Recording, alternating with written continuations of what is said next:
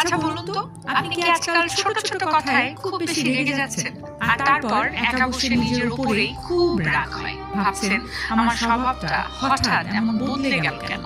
সবাই আমাকে বলছে আপনার অনেক রাগ, আপনি অনেক বেশি রাগী।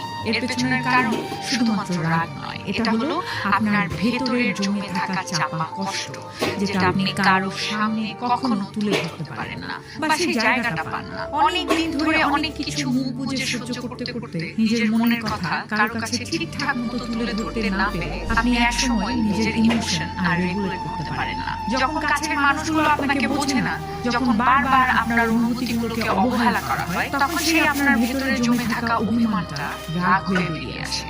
আর এই জন্যই অল্পতেই আপনার মেজাজ খারাপ হয়ে যাচ্ছে। এটা আসলে আপনার দোষ নয়, এটা আপনার মনের প্রকাশ না করতে পারা আর্তনাদ। কিন্তু এই রাগ দেখালে তো কেউ আপনার ভেতরের কষ্টটা বুঝবে না। তাই এবার নিজের ক্ষতের